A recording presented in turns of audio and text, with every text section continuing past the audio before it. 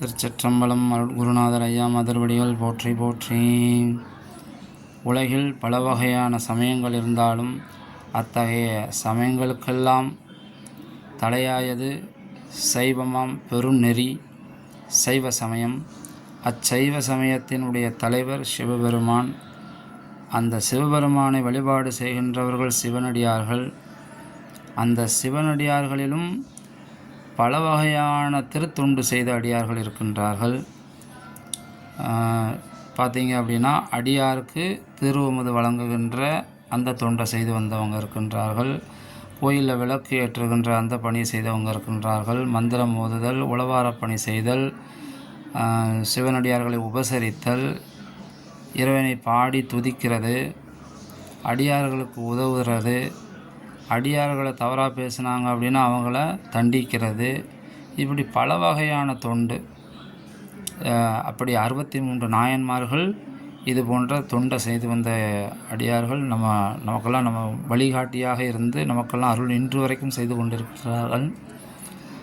ஆக நாமளும் இந்த 63 நாயன்மார்கள் செய்த செயலை செய்ய முடியாது, அவர்கள் காட்டிய வழியில் நிற்கலாம். பார்த்திங்கன்னா, காரைக்கால் அம்மா வருகின்ற அத்தனை பேர்களும் தன்னுடைய குழந்தையாக பாவனை செய்து அடியாருக்கு திருவமுது வழங்கினவங்க. அவங்க தானே பெண் அடியார்.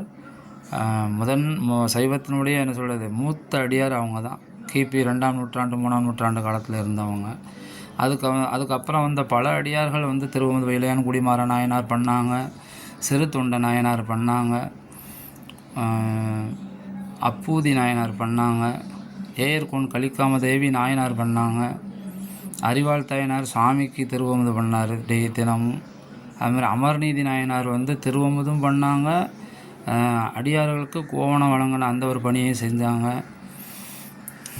இப்படி பல வகையான தொண்டு செஞ்சதில் திருவமுது செஞ்சது ரொம்ப முக்கியம். ஏன் அந்த திருவமுது அப்படின்னு பார்த்திங்கன்னா, உடம்புக்கு மெயினாக தேவையானது திருவமுது. உணவு இல்லைன்னா நம்ம அங்கே ஒன்றும் செய்ய முடியாது இல்லைங்களா? அதனால தான் சுவாமி நம்ம திருமூல தேவநாயனார் சொல்லியிருக்கிறாரு, உள்ளமே பெருங்கோயில் ஊன் உடம்பு ஆலயம்னு சொல்லியிருக்காங்க. உள்ளே தான் இருக்கார் சாமி அப்படின்னு சொல்கிறாரு. யார்? அப்பர் சுவாமி. அப்பர் சுவாமி தேடி கண்டு கொண்டேன் திருமாலோடு நான் முகனும், தேடி தேடொன்னா தேவனை என் உள்ளே தேடி கண்டு கொண்டேன். அப்பர் சுவாமி என்ன சொல்கிறாங்க? நான்முகனும் விஷ்ணுவும் காண முடியாத சுவாமியை என் உள்ளத்தில் தேடுனேன் அப்படின்றார். அப்போனா அப்படிப்பட்ட அடியாரை போய் நம்ம வணங்கினோம்னா சாமி வணங்கின அந்த பலன் கிடைக்கும். இதற்கு திருமூலர் கூட அவருடைய பாடலில் ஒன்று சொல்கிறார். படமாடும் கோயில் பகவர்க்கு ஒன்றியின் நடமாடும் கோயில் நம்பர்க்கு அங்கு ஆகா, நடமாடும் கோயில் நம்பர்க்கு ஒன்றியின் படமாடும் கோயில் பகவர்க்கு அதாமே. நீங்கள் சாமிக்கு போய் பூஜை பண்ணி அர்ச்சனை பண்ணி திருவமுது வணங்கினா சாமிக்கு சேரும், புண்ணியம் கிடைக்கும், இல்லைன்னு சொல்ல முடியாது. அதே நீங்கள் ஆனால் அது அடியாருக்கு வராது, சாமிக்கு சேர்ந்துடும். ஆனால் நீங்கள் அடியாருக்கு போய் திருவமுது கொடுத்து வஸ்திரம் கொடுத்து அவங்க திருவடியை வணங்கினீங்கன்னா அந்த அடியாருக்குள்ள அந்த சிவமான தன்மை நம்மளை காப்பாற்றும். அடியாருக்கு அவ்வளோ சிறப்பு இருக்குது. திருமூல தேவநாயனாரே சொல்லும்போது நம்மளாம் ஏமாத்துறோம் இல்லையா? ஆக பல வகையான தொண்டு அவங்களால என்ன முடியுதோ அதை செய்யலாம். அதில் மிகப்பெரிய தொண்டு சிவனடியாருக்கு திருவமுது வழங்குகின்ற அந்த தொண்டு. இப்படி பல அடியார்கள் செஞ்சுருக்கிறாங்க. நம்ம புதுசாக ஒரு இது சொல்லலை. நம்ம நாயன்மார்கள் நமக்கு முன்னோடி, அவங்க என்ன செஞ்சுருக்காங்க அதை நம்ம முயற்சி பண்ணி செஞ்சோம் அப்படின்னா நம்ம வாழ்க்கையிலும் பல வகையான நன்மை நடக்கும். அந்த திருவமுதில் கூட உண்டி 4 விதத்தில் அறுசுவை திறத்தினில் ஒப்பிலா அண்டர்நாயகர் தொண்டர் இச்சையில் அமுது செய்ய அளித்துள்ளார் அப்படின்னு சொல்லுவாங்க. 4 வகையான உண்டி கொடுக்கணும். எப்படின்னா, உண்பன தின்பன பருகுவன நக்குவன. உண்பனனா சோறு, தின்பனனா இனிப்பு வகை மென்று தின்னக்கூடிய பொருட்கள், லட்டு ஜாங்கிரி ஜிலேபி இதெல்லாம் தின்பன. பருகுவனன்னு பார்த்தீங்கன்னா பாயாசம், அதுபோல் பருகுவது என்ன உண்டு அது. நக்குவனன்னா பஞ்சாமிர்தம் தேன் ஊறுகாய் இதை மாதிரி. இது 4 வகையான உண்டி.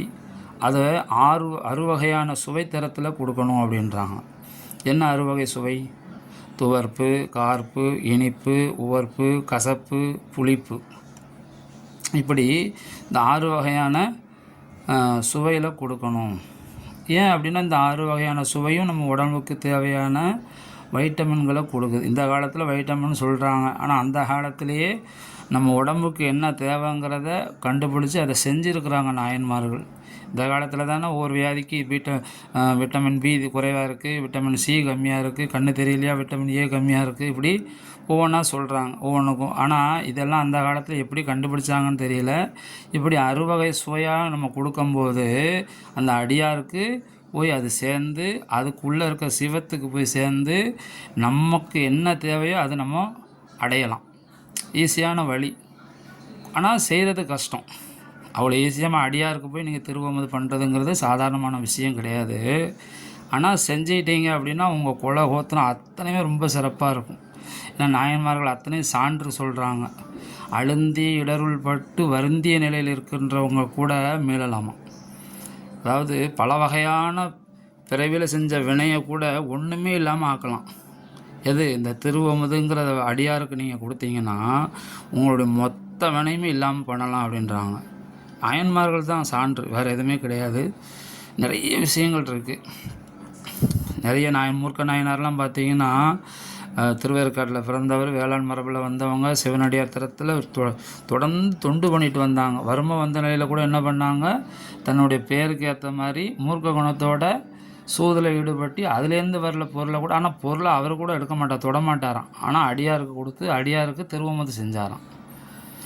அப்படி அது மாதிரி முனையடுவார் நாயனார், அவர் வந்து சிவபெருமான் பேரன்பு கொண்டவர், திருநீடூரில் வந்தவர், வேளாளர் குலத்தில் வந்தவங்க.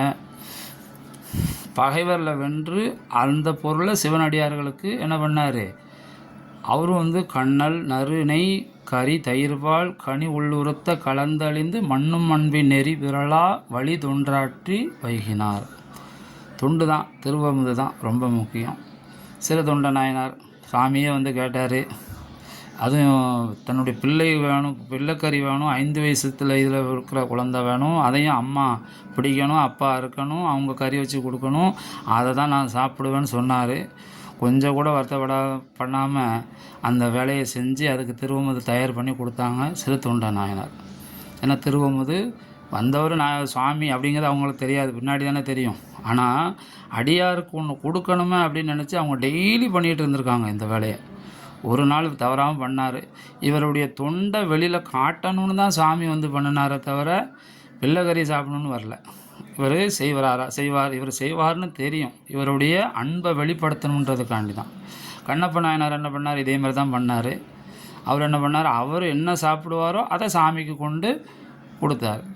6 நாள் தான் வழிபாடு பண்ணார். வாயில் உள்ள தண்ணியை வச்சு தான் அபிஷேகம் பண்ணார். சாமி அதை ஏற்றுக்கிட்டார். அதோடு